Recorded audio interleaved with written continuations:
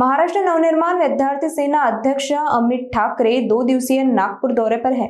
नागपुर पहुंचते उन्होंने रामनगर में नीट परीक्षा के कारण आत्महत्या करने वाली आकांक्षा चतुर्वेदी के परिवार से मुलाकात कर उन्हें सांत्वना दी। इस दौरान अमित ठाकरे ने भाजपा सरकार पर जमकर निशाना साधते हुए मुख्यमंत्री देवेंद्र फडणवीस की पीड़ित चतुर्वेदी परिवार से मुलाकात न करने पर प्रश्न चिन्ह उपस्थित किया। ठाकरे ने कहा कि सरकार की ओर से घोषित 1 करोड़ रुपए की आर्थिक मदद अब तक परिवार तक नहीं पहुंची है। आगे ठाकरे ने सवाल पूछा कि पेपर लीक के बाद सरकार सिर्फ कड़ी सजा की बात कर रही है, लेकिन पेपर लीक रोकने की बात कब होगी। अमित ठाकरे ने सरकार से परिवार को तत्काल मदद देने और पूरे मामले में जवाबदेही तय करने की मांग की। ठाकरे ने स्पष्ट किया कि वे नेता के तौर पर नहीं बल्कि एक इंसान के तौर पर परिवार से मिलने आए हैं और इस मुद्दे को तब तक नहीं छोड़ेंगे जब तक परिवार को न्याय नहीं मिलता। सुनिए आगे और क्या कुछ कहा ठाकरे इन्होंने। मी काही आश्वासन द्यायला नाही आलो, मी भेटायला आलेलो, आधार द्यायला आलेलो, पण मला इकडे आल्यावर कळलं की मला कळलं नाही वाईट वाटलं पाहिजे की राग आला पाहिजे। त्या माणसाने आपल्या मुलीसाठी शेती विकली, नीट पेपर फुटी झाल्यानंतर त्यांना ब्रेन स्ट्रोक आला, पॅरालाइज झाले, कमवण्याचं साधन नाहीये, मुलगा 9वीत आहे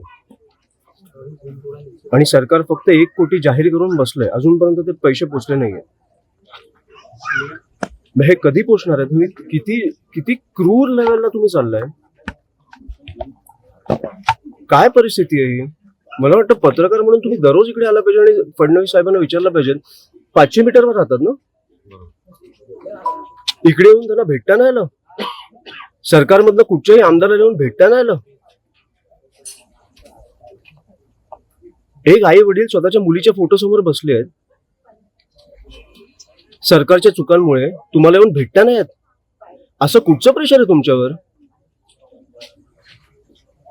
बरं जाहीर तुम्ही केलेत ना, आले नाही सरकारकडून स्वतःचे द्या, एवढे कमवलेत लोकांच्या नावावर।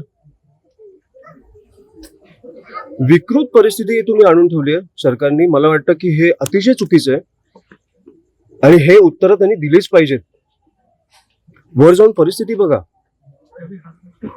9वीतला मुलगा आहे, बिचार माझ्या बाजूला बसलेला, आई वडील कमवत नाहीयेत, माझ्या बाजूला बसलेले आणि मुलीचा फोटो आहे समोर। तो राजीनामा घ्यायला सरकारला 30 दिवस का 35 दिवस लागले केंद्रातनं। ह्या लोकांनी तुम्हाला बसवलंय तिकडे, किती तुम्ही निर्लज्जपणे काम करणार आहात? हा विषय मी सोडणार नाहीये, मी सगळीकडे सांगू। आपलं नाव काय सर? हे इकडे सगळीकडे पैसे इकट्ठा कलेक्ट करायला लागलेले, क्राऊड फंडिंग करत होते परिवाराला द्यायला। हे क्राऊड फंडिंग अडिशनल असणार, सरकारकडनं पैसे जे जाहीर झाले ते आलेच पाहिजे। भाऊ आकांक्षाने आत्महत्या चिठ्ठी सोडली होती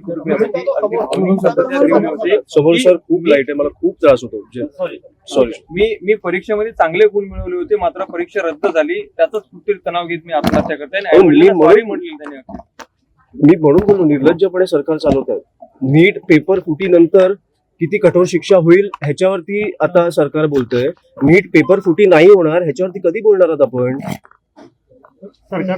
21 लोकांचा जीव गेलाय, हे 21 लोक तुम्ही नावं जाहीर केले आहेत। साहेब त्या दिवशी नाशिकला गेलेले, तो एक परिवार भेटायला आलेला, त्यांना त्या मुलाचं नावच त्या लिस्टमध्ये नाहीये ज्यांनी आत्महत्या केली आहे। असे अजून किती असतील देशभर?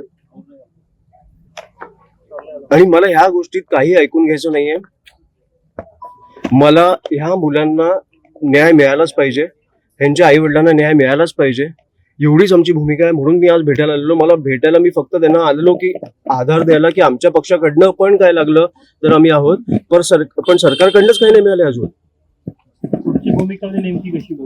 आम्ही हा विषय सोडणार नाही आहोत। मी सगळ्यांना नंबर देऊन ठेवला, जेव्हा पाहिजे तेव्हा मी नागपूरमध्ये येणार।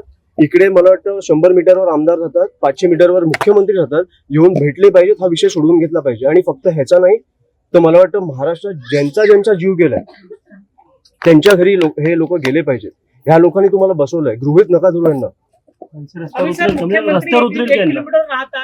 आतापर्यंत आले पालकमंत्री नागपूरचे असल्यानंतर मुख्यमंत्री नागपूरचे असल्यानंतर आपण पहिले पॉलिटिशियन इथे आले म्हणून, कारण मी पॉलिटिशियन म्हणून नाही आलो आणि मुख्यमंत्री पण मुख्यमंत्री म्हणून नाही आले पाहिजेत, एक माणूस म्हणून आला पाहिजे की परिवारासाठी या परिवाराने आपली विकून ह्या मुलीला शिकवायचा एक निर्णय घेतलेला. पेपर फुटी झाल्यामुळे त्यांनी आत्महत्या केली.